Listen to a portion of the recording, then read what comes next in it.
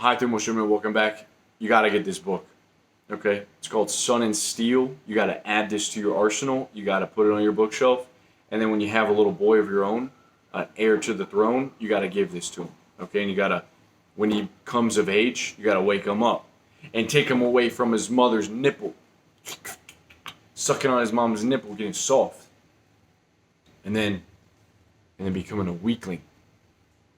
The cynicism that regards all hero worship is comical. I don't know why I said that. But there's definitely it's almost like the world's a giant titty, you know? And we're all sucking that giant tit. And right now it's corrupted. It's got some infectious disease coming out of that tit. And I don't know, man, we're all thinking, we're all thinking, that's the thing. That's what I love about this book. He tells you not to think. He tells you don't trust your thoughts. Doubt the thoughts. Most thoughts are lies. Your imagination is fantasy. And too many of us are caught up in these fantasies and these fairy tales going on inside of our head. These philosophies. Quick, listen to this real quick. The men who indulged in nocturnal thought, it seemed to me, had without exception dry, lustrous skins and sagging stomachs. He's talking about these philosophers and these intellectuals. Yet why must it be that men always seek out the depths, the abyss? Why must thought, like a plumb line, concern itself exclusively with vertical descent? He said when he was young, his mind was so fascinated by words and by theory, and he got it right. You know, that's where he started. He's a great writer. When you read him, beautiful prose, beautiful writing. But he realized something was missing, and he had put too much emphasis on the intellect and not enough on his body. And he had realized that something was wrong. The mind was deceptive. And it wasn't life affirming. And in order to really live, well, you had to make your body strong. You had to, and by doing that, you have this sort of embodied intelligence, this different type of intelligence. He says very clearly that I'll read you this part. Listen to this sentence, man. Listen to this sentence.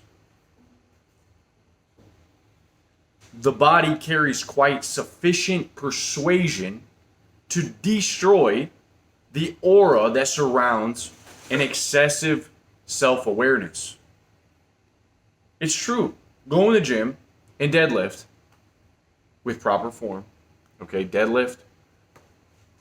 If you can do it, do 135. You can do 225, do that. You deadlift what you can do for about 5 reps.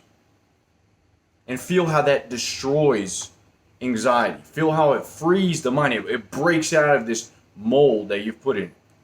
It releases it. And now you embody a sort of intelligence. Not only that, I mean, I don't know if he knew the science, but it raises your testosterone. Okay, men's testosterone is going down. The hero is not being celebrated. We live in a culture of decay instead of a culture of strength. And look what he has to say about that. The cynicism that regards all hero worship as comical is always shadowed by a sense of physical inferiority.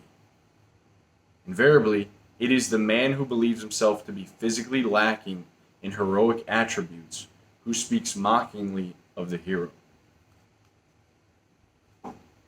Seems to me like everyone needs this book, you know?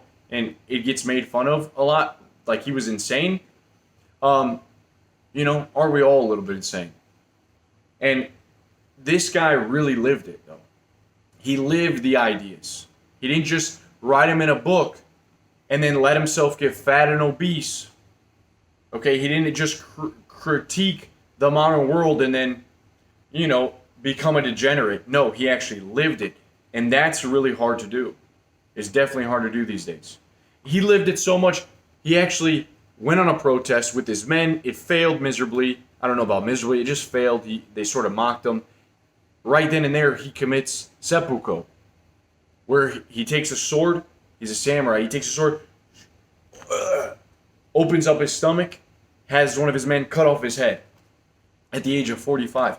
He met death heroically. He had an intense disgust of getting older and dying of old age and just becoming old. He hated it. He was like, death is meant to be met heroically. Now that's extreme, that's why people call him insane. But there's something to be said. I mean, the mindset of the past, Alexander the Great, to have that heroic, to have that risk, to have that willingness to live, and then to live so much that there's the risk of death. I mean, that's life affirming.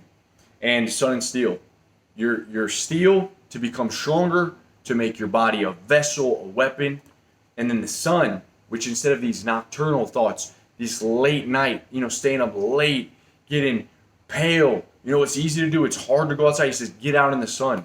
Let the sun kiss your skin. Let it make you a little bit golden. Let it bronze you up. That's life affirming, okay? And that's a different mindset. That's a mindset that I want to live with. All right, guys. I found a place that you can read this for free online. I'll link you that down below. And there's also, I'm going to put a link where you can print this on demand from Lulu. Okay, it's not an affiliate code, but normally this book is like $100. I print it on demand for like $10. Okay, go ahead, treat yourself to this. Very easy read. You can do it in about 2-3 sittings. It's 110 pages long. Hope you guys enjoy this. Share this with your friends and family and the people that need it. All right, love you guys. Talk to you soon. Peace.